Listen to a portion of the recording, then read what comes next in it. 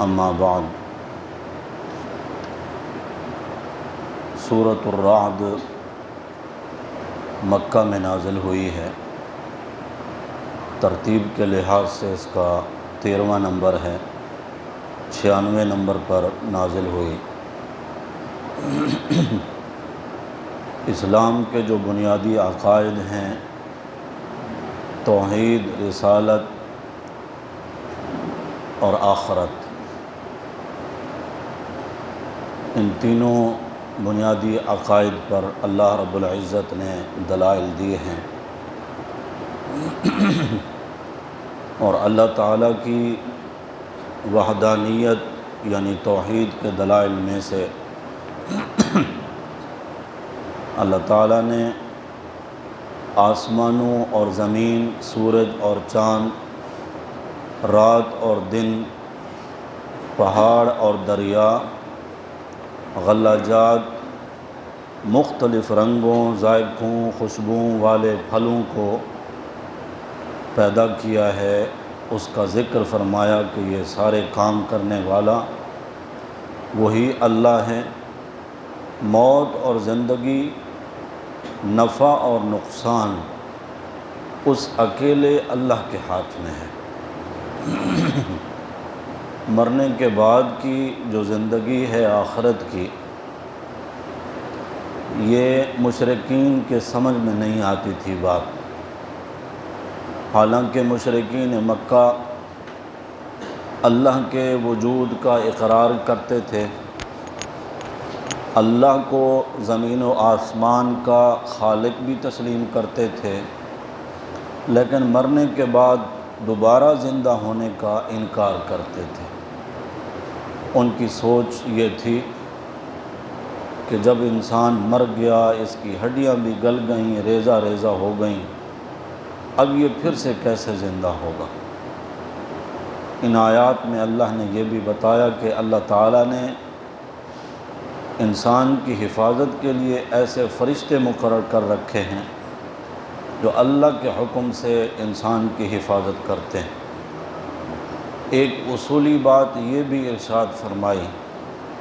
کسی قوم کے ساتھ اللہ کا جو خاص معاملہ ہوتا ہے، اللہ اپنے معاملے کو اس وقت تک نہیں بدلتا جب تک کہ اس قوم کے حالات نہیں بدل جاتے۔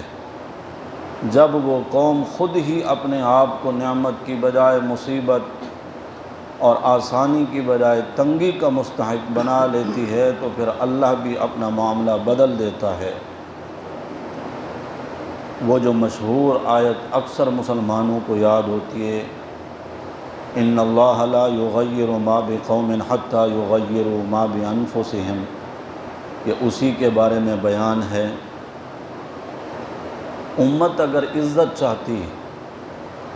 تو عزت والے اسباب بھی اختیار کرنے ہوں گے۔ ذلت سے بچنا چاہتے ہیں، غلامی سے بچنا چاہتے ہیں تو غلامی والے اسباب بھی اختیار کرنے ہوں گے۔ ایک طرف آپ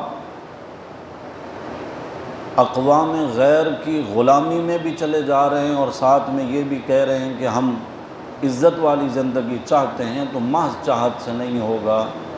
وہ والے اسباب بھی اختیار کرنے ہوں۔ اسی صورت مبارکہ میں اللہ تعالیٰ نے متقی لوگوں کی کچھ نشانیاں اور اوصاف بھی بیان فرمائے ہیں۔ پہلی نشانی اور پہلا وصف وہ خوش قسمت لوگ جو متقی کہلاتے ہیں اللہ کی نظر میں، وہ یہ ہے کہ متقی بندہ اللہ کے عہد کو پورا کرتا ہے۔ اگر کوئی یہ سوال کرے کہ میں نے تو اللہ کے ساتھ کوئی وعدہ نہیں کیا، تو لا الہ الا اللہ محمد الرسول اللہ پڑھنے والا مسلمان اسی کلمے میں اقرار کرتا ہے، زندگی اللہ کے حکم کے مطابق گزاروں گا اور محمد الرسول اللہ صلی اللہ علیہ وسلم کے طریقے کے مطابق گزاروں گا۔ یہ عہد ہو گیا، معاہدہ ہو گیا اللہ تعالیٰ کے ساتھ۔ اب اللہ کے حکموں کے مطابق زندگی گزارنے والا تمام معاملات اپنے اللہ کے حکم کے تابع رکھے گا، اور کوئی سا بھی عمل، نیک عمل کہلائے گا بھی وہی نیک عمل جو پیارے پیغمبر صلی اللہ علیہ وسلم کے طریقے کے مطابق ہوگا، جو نبی کے طریقے سے ہٹ کر ہو، اگرچہ دیکھنے میں وہ عمل کتنا ہی اچھا اور خوبصورت کیوں نہ ہو، کہ 10 بجے کھڑے ہو کر بندہ اذانیں دینی شروع کرے اور ساتھ میں اللہ اکبر کہ میں اللہ کی کبریائی کا اعلان کر رہا ہوں اور شہادت دے رہا ہوں اور محمد رسول اللہ صلی اللہ علیہ وسلم کی رسالت کا اقرار کر رہا ہوں اور حی علی الصلاح حی علی الفلاح کے نغمے گا رہا ہوں، یہ عمل اگرچہ دیکھنے میں کتنا ہی اچھا لگے، الفاظ اچھے ہوں، سب کچھ ہو، اگر پیغمبر صلی اللہ علیہ وسلم کے طریقے کے مطابق نہیں ہے تو اس بندے نے اپنا عہد اور وعدہ توڑ دیا ہے، پورا نہیں کیا۔ جبکہ اس نے لا الہ الا اللہ محمد رسول اللہ میں اقرار کیا تھا، اللہ کے حکم کے مطابق زندگی گزاروں گا اور نبی کے طریقے کے مطابق زندگی گزاروں گا۔ اس بات کو میں اکثر مثال کے ذریعے بھی سمجھایا کرتا ہوں۔ اگر کوئی یہ کہے کہ لا الہ الا اللہ محمد رسول اللہ پڑھنے سے میں نے تو کوئی وعدہ اور اقرار نہیں کیا، تو مثال یہ ہے کہ جب کسی کا نکاح ہوتا ہے، قاضی دلہے کو کہتا ہے کہ فلاں شخص کی بیٹی جس کا فلاں نام ہے میں نے آپ کے نکاح میں دی ہے،